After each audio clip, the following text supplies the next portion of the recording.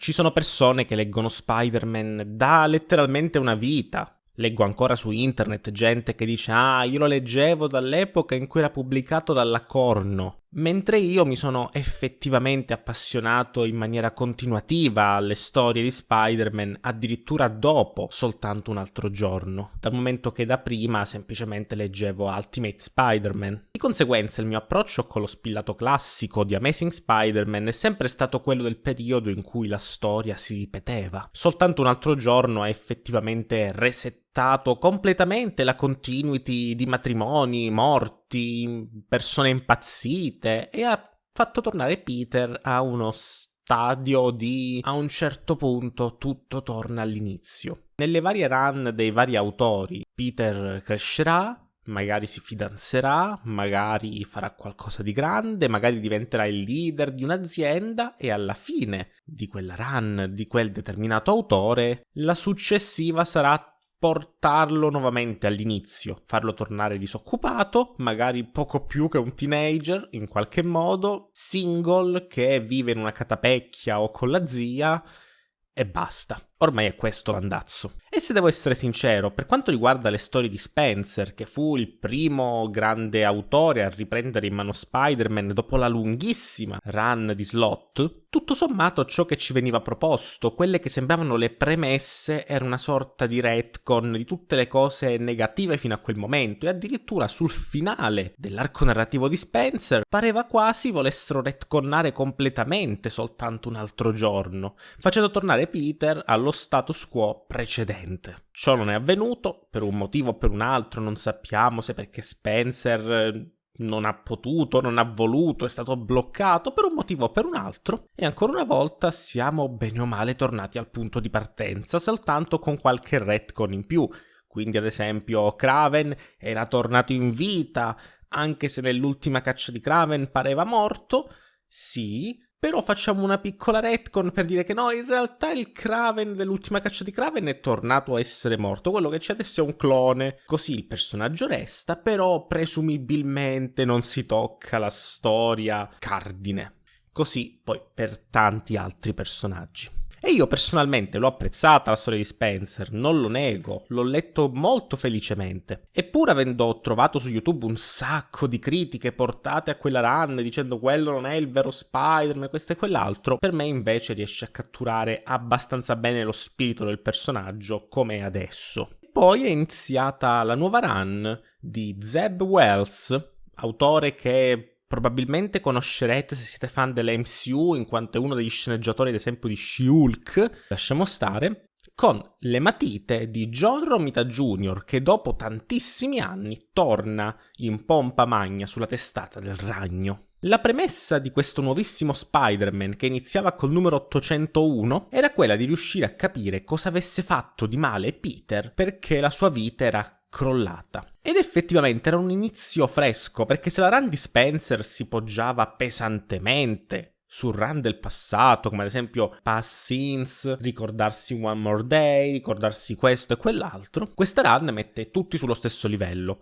Peter, Spider-Man, ha fatto qualcosa, questo qualcosa è abbastanza grave probabilmente, sono passati 6 mesi e la sua vita è completamente cambiata. Questa premessa era per me interessantissima, perché iniziamo con una pagina in cui c'è Spider-Man completamente distrutto, poi c'è un time skip e ci ritroviamo con Peter che è tornato a essere single, ad abitare in una catapecchia. Per qualche motivo Johnny Storm dei Fantastici 4 ce l'ha con lui e, cosa ancora più grave, a quanto pare Mary Jane sta con un certo Paul con cui ha 2 bambini. Quindi qualcosa è successo. E questo mistero mi ha fatto andare avanti nella lettura per un sacco di tempo. Io ero curiosissimo di sapere quale fosse ciò che ha fatto Peter per distruggere fino a questo livello la sua vita, addirittura perdendo uno degli amori più importanti per lui. Non abbastanza importante forse da non riscrivere la storia, ma quello è un altro discorso. Però c'è un problema, il primo problema di questa run. Il mistero è rimasto dormiente per 20 e passa numeri. Non è che ogni numero desse un piccolo indizio, ci facesse capire un tassello mancante, qualcosina, no. C'erano archi narrativi, Peter faceva cose, veniva pestato come non ci fosse un domani e la storia andava avanti. A un certo punto decidono effettivamente di rivelarci cosa fosse successo. Nelle run del passato era stato stabilito che Peter avesse una sorta di potere totemico. Non starò qui mo a ricappare enormemente cosa fosse il potere totemico, però comunque fa gola ad alcuni cattivoni. Il cattivone rapisce Peter e, data la vicinanza, anche Mary Jane, e li trasporta in questo mondo parallelo. Questo mondo parallelo è una sorta di New York decadente e semplicemente succedono casini e incontrano questo assistente del cattivone che però presumibilmente non la pensa come lui, che sta sviluppando un oggetto per poter tornare nel tempo giusto. Patapim e patapum, succedono dei casini e l'unico che riesce a tornare nella New York effettiva è Peter. Questo perché comunque Mary Jane l'ha spinto di sua volontà ad andare lui per trovare una soluzione e poi tornare a salvare anche lei e questo nuovo signore incontrato. Peter, tornato nel tempo giusto, si rende subito conto che c'è un problema. Il problema è che il tempo si muove in maniera diversa fra la sua New York e la New York decadente. E quindi questo è il primo motivo perché tutti odiano Peter Spider-Man in questo arco narrativo, ovvero il fatto che lui ha iniziato a rusharla velocissimamente per poter tornare quindi a salvare Mary Jane senza perdere un po' di tempo, e quindi ruba oggetti dei Fantastici 4 per portarli a Osborn, diventato buono, per farsi costruire una tuta utile a combattere in quella dimensione, questo e quell'altro, ed è il motivo per cui appunto Johnny Storm ce l'ha ancora un pochino con lui. Peter, con l'aiuto quindi di Osborn, torna nella New York distrutta e fa una terribile scoperta, ovvero che il tempo che lui ha impiegato per prepararsi ad andare lì a salvare Mary Jane, in quella timeline sono passati 4 anni, e in questi 4 anni lei ha provato a resistere fede al suo amore, ma si è gradualmente innamorata di Paul, e inoltre mentre stavano gironzolando hanno anche incontrato 2 bambini che hanno deciso di adottare e adesso sono praticamente i loro figli. Giustamente non vuole adesso lasciare Paul per tornare con Peter, e questo risponde quindi alla premessa della run, ovvero cosa ha fatto Peter? Tecnicamente non ha fatto niente di male, nel senso non gliene farei una colpa di tutto ciò che è successo in questi numeri, sinceramente, personalmente.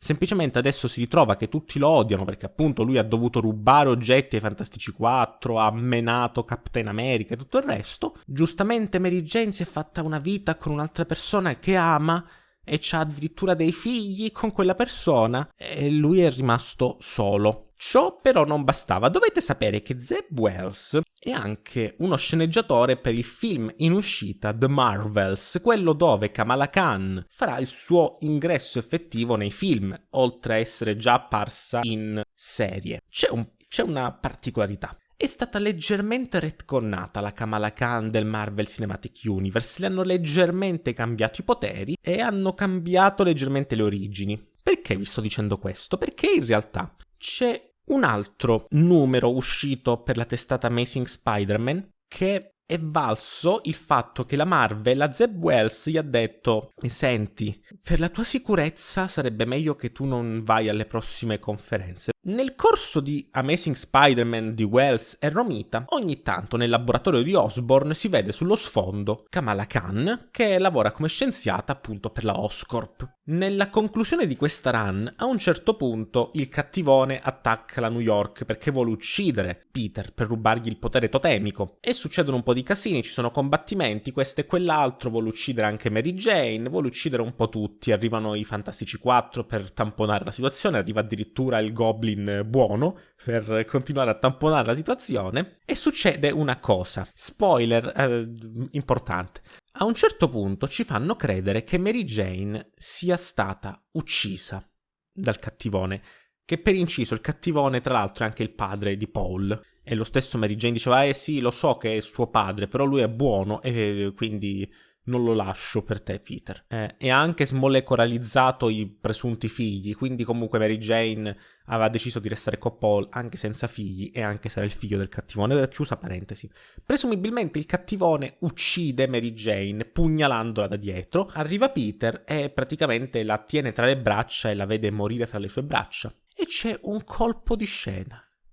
In realtà, a morire non è stata Mary Jane, ma è stata Kamala Khan, che per far scappare Mary Jane si era trasformata prendendo l'aspetto di Mary Jane e quindi il cattivo aveva inseguito lei e ha quindi ucciso Miss Marvel. Ed è morta, nel senso non è che dice forse è morta. E quindi in Amazing Spider-Man è stata uccisa un personaggio, non c'entra niente con Spider-Man, che era solo negli sfondi di tanto in tanto, e finisce così, finisce che c'è allora...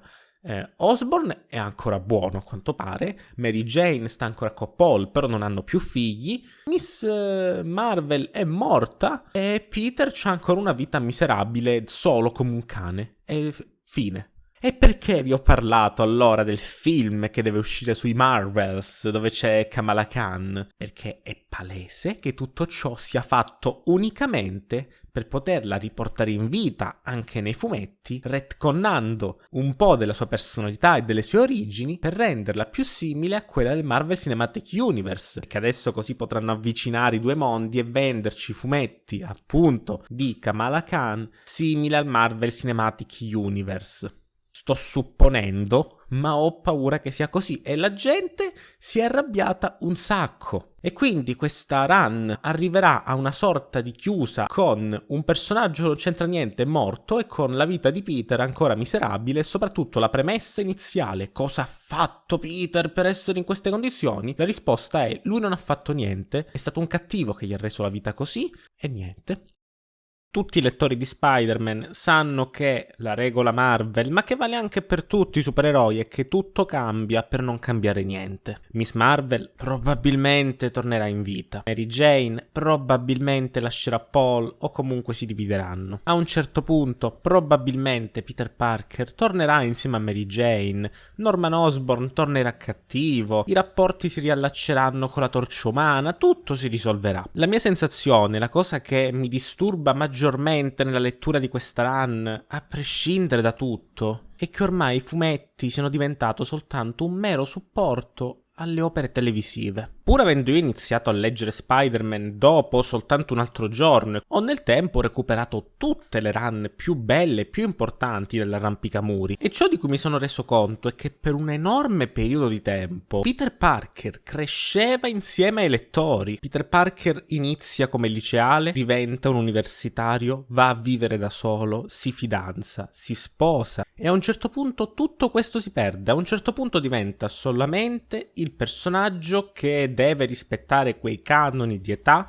deve piacere a quella tipologia di persone. Qualsiasi cosa gli accadrà non avrà per nulla ripercussioni sulla sua crescita. Poi arriva Spencer che resetta la continuity ancora una volta e fa fare qualche passo indietro, ma che tutto sommato conclude il suo arco narrativo con Peter e Mary Jane che si riavvicinano, perché a parer mio resta vero che Spencer volesse retconnare soltanto un altro giorno e non gliel'hanno lasciato fare. Chiudeva la sua run con il ravvicinarsi di Peter e Mary Jane. E invece con Zeb Wells abbiamo letteralmente il fatto che la testata ufficiale di Spider-Man, Amazing Spider-Man, altro non è che un enorme spot a ciò che saranno i film. Peter Parker torna a quello status quo, perché guarda caso è lo status quo a cui è arrivato Tom Holland. Kamala Khan viene uccisa perché guarda caso deve uscire il film. E io a questo punto sono stanco. Non è più il mio Spider-Man, non è più lo Spider-Man che cresceva insieme a me, perché io, alla soglia dei miei 26 anni, inizio anche a essere stanco di vedere storie in cui vediamo un ragazzino che deve continuare ancora e ancora a imparare a stare al mondo senza poter mai davvero evolversi. È per questo che lo Spider-Man PS4 è così bello e mi è piaciuto così tanto. Perché finalmente ci racconta qualcosa che faccia capire che il personaggio è cresciuto, ci racconta qualcosa che sposti l'attenzione da quella stasi temporale, ci racconta la morte, ci racconta la nascita, ci racconta la vita, ci racconta la crescita. Tutto ciò che dovrebbe raccontare Spider-Man, che è il personaggio più umano dell'intera Marvel, è il personaggio più simile a noi, dovrebbe raccontare la nostra vita. E invece ormai tutto ciò che racconta è ciò che c'è bisogno di raccontare per mandare avanti i film. E io, a questo punto, sono stanco.